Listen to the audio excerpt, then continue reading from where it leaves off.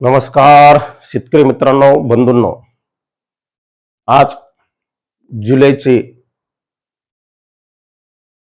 19 जुलै, जवळपास मित्रांनो पावणे 2 महिने आपला पाऊस काळ संपलेला आहे. 1 जून ते 19 जुलैपर्यंत जवळपास पावसाळ्यातला निम्मा पाऊस काळ संपला म्हटलं तरी हरकत नाही. कारण का 15 सप्टेंबर नंतर हा परतीचा काळ असतो. त्यामुळे मित्रांनो 50% पाऊस आज संपलेला आहे. राज्यातील चित्र, देशातील चित्र मित्रांनो हे भयान होत आहे, भयावह होत आहे. कित्येक विभागात पावसाची तूट खूप मोठ्या प्रमाणावर आहे. ती येणाऱ्या पावसात भरून निघेल का नाही याची चिंता आहे. चारा चारा पाण्याचे प्रश्न जनावरांचे निर्माण झालेले आहेत. ऊसाची अवस्था मित्रांनो अतिशय वाईट आहे. कपाशी जी लावलेली आहे तिची वाढ अद्याप खुंटलेली आहे. समाधानकारक जमीनचं पोट भरणारा पाऊस अद्याप मराठवाड्याच्या बहुतांश भागात नाही. लक्षात घ्या, कित्येक गावात पेरण्या नाहीत, कित्येक तालुक्यात पेरण्या नाहीत. माझ्या खुद गोदापट्ट्यामध्ये शेकडो गावामध्ये मित्रांनो सोयाबीनचा पेरा अद्याप बाकी आहे. जे काय पेरलेलं आहे ते पाणी मागत आहे. आणि मित्रांनो या सर्व पार्श्वभूमीवर आपण देशातल्या आणि राज्यातल्या पावसाची तूट समजून घेऊ आणि तुमच्या हे लक्षात येईल की कशा पद्धतीने पाऊस हा देशासह राज्यात कमी आहे. मित्रांनो, देशामध्ये संपूर्ण पाऊस पडणे 19 जुलैपर्यंत हे 323.1 मिलीमीटर पडणे अपेक्षित होता, पण प्रत्यक्षात पडला हा 244.6 मिलीमीटर. म्हणजे जवळपास 24% तूट आपल्याला देशामध्ये दिसत आहे. आणि आपण जर राज्यावर नजर टाकली तर राज्याच्या टक्केवारीकडे फार भयानक चित्र आहे. प्रत्येक विभागातला शेतकरी फोन करतोय, आमच्या गावावर कधी पाऊस पडेल. मित्रांनो, हे अल्निनोचं वर्ष आहे. पावसाचं वितरण अतिशय असमान आहे. कमकुवत आपला मोसमी पाऊस आहे, त्याच्यात ताकद नाही. याचे सर्व अंदाज आपण वेळोवेळी दिलेले आहेत आणि त्या पार्श्वभूमीवर मित्रांनो त्याने आपलं रूप दाखवायला सुरुवात केलेली आहे. अजूनही शेतकरी भोळा निसर्गाच्या याच्यावर आहे, आशेवर आहे आणि निसर्गाच्या आशेवर निश्चित राहावं.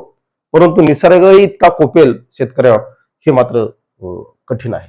मित्रांनो, आपण पूर्व विदर्भ आणि पश्चिम विदर्भातल्या जर तुटीच्या संदर्भात माहिती पाहिली तर 37% घट त्या ठिकाणी पावसात आहे, तूट आहे. मराठवाड्यात जर पाहिलं तर 39% आहे. मित्रांनो, मराठवाड्याचे चित्र हे अधिक वाढत जाण्याची शक्यता आहे. त्यानंतर मित्रांनो मध्य महाराष्ट्रात आपल्याला ग्रीन कलर दिसत आहे. या ठिकाणी जरा बरी कंडिशन आहे. 6% पाऊस जास्त झालेला आहे, परंतु त्याचं वितरण समान नाही. कोकणात 3% पाऊस कमी आहे. मित्रांनो, ज्या ठिकाणी कोकण आहे, पावसाचा प्रदेश आहे, 3000 मिलीमीटर पर्जन्य, घाटावरले मित्रांनो 5000 मिलीमीटर पर्जन्य वार्षिक सरासरी पर्जन्य. पण त्या भागात सुद्धा अद्याप समाधानकारक पावसाच्या नोंदी आपल्याला होताना दिसत नाहीत. हे सर्व चित्र मित्रांनो निश्चित आपल्या शेतकऱ्यांसाठी आणि शेती पिकासाठी घातक आहे. मित्रांनो, हा जो आलेख आहे हा PIODचा आहे. IOD सारखाच हा घटक आहे, त्याचाच एक भाग आहे. या घटकाकडे जर आपण पाहिलं तर मित्रांनो काल 17 जुलैचं हे आहे 29.6% निगेटिव्ह दाखवत आहे. हा जर पॉझिटिव्ह असता तर निश्चित आपल्या भारताकडे पाऊस येण्यासाठी मदत झाली असती. हा आयोडीचाच एक भाग आहे. मित्रांनो, नवीन आहे तो आयोडीच आहे. तर या सर्व गोष्टी जर आपण पाहिल्या तर सध्या तरी राज्यात सकारात्मक चित्र दिसत नाही. हे चित्र मित्रांनो 24 तारखेनंतर बदलणार आहे. लक्षात घ्या, 24 जुलैच्या नंतर जुलैच्या शेवटच्या आठवड्यात हा मित्रांनो त्याचाच भाग आहे. आयोडीचा आलेख दाखवणारा, रेशो दाखवणारा हा नकाशा आहे. इथं तुम्ही जर पाहिलं तर सध्या जुलै चालू आहे. जुलैमध्ये मित्रांनो तटस्थ अवस्थेमध्ये हा आयोडी आहे आणि तो ऑगस्ट सप्टेंबर पर्यंत सुद्धा बदलण्याची शक्यता सध्या दिसत नाही. लक्षात घ्या, या सर्व पार्श्वभूमीवर राज्यात पावसासाठी अनुकूल परिस्थिती ही मित्रांनो 24 जुलै पासून बनत आहे. MGO हा एक घटक राज्यातल्या पावसाला सपोर्ट करत असतो, देशातल्या पावसाला सपोर्ट करत असतो. सध्या MGO ची कंडिशन जर आपण पाहिली 19 जुलै आज इथं आहे मित्रांनो. 19 जुलैला म्हणजे अद्याप एमजीने सुद्धा स्टेज 8 मध्ये प्रवेश केलेला नाही. तो 1-2 दिवसानंतर तेच 8 मध्ये प्रवेश करणार आहे. ती चांगला प्रवेश मित्रांनो 24 जुलैला त्याचा होणार आहे. 8व्या स्टेजमध्ये सुद्धा भारतासाठी एमजीओ हा चांगला समजला जातो. मित्रांनो हे चित्र पुढं पुढं 3 ऑगस्ट पर्यंत हा एमजीओ इथं पहा तुम्हाला स्पष्ट 3 ऑगस्ट दिसत आहे. मी गोल राऊंड केलेला आहे. या कालखंडात जेव्हा एमजीओ येईल तेव्हा निश्चित भारतात पावसाच्या ऍक्टिव्हिटीज वाढतील ऑगस्टच्या पहिल्या आठवड्यात. 29 म्हणजे 24 जुलै पासूनच याची सुरुवात होईल. 29, 27, 28, 29 नंतर या गोष्टी वाढतील. तर ऑगस्टच्या पहिल्या आठवड्यापर्यंत निश्चित देशात राज्यात पावसाचं प्रमाण वाढेल आणि जे काही पिकांना पाण्याची आवश्यकता आहे त्यांची गरज भागेल. मित्रांनो आमच्या मराठवाड्यातला खरीप तर गेलाच, राहिला रब्बी. रब्बी तरी किमान या पावसावर रब्बी तरी आमचा हाती लागो. आज आज जर पाहिलं तर खरोखर मित्रांनो शेतकऱ्यांच्या पिकाची अवस्था जर पाहिली आजच 50% उत्पादन शेतकऱ्यांचं घटलेलं आहे. या सर्व पार्श्वभूमीवर मित्रांनो चारा, पाणी, पैसा जपून वापरा हे आपण सातत्याने सागितलेलं आहे. चारा पाण्याची व्यवस्था करा.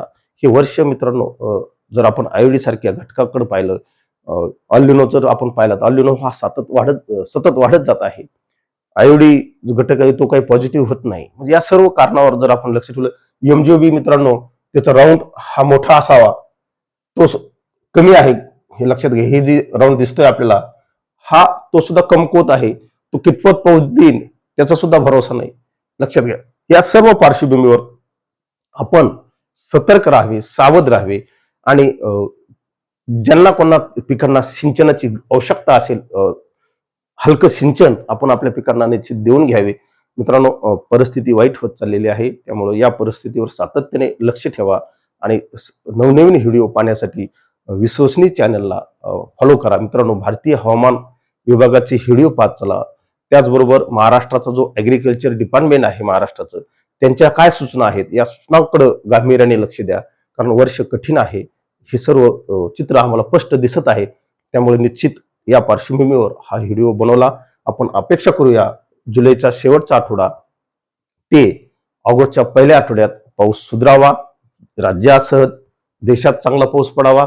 जे अंतर्गत महाराष्ट्रातले धरण साठे आहेत त्यामध्ये पाणी जमा. अद्याप कुठल्याही धरणात मित्रांनो पाणी जमा झालेले नाही. काही अपवाद जर सोडला तर कुठेही कोणाच्या विहिरीला पाणी नाही, कोणाच्या बोरला पाणी नाही, धरणात जलसाठा नाही.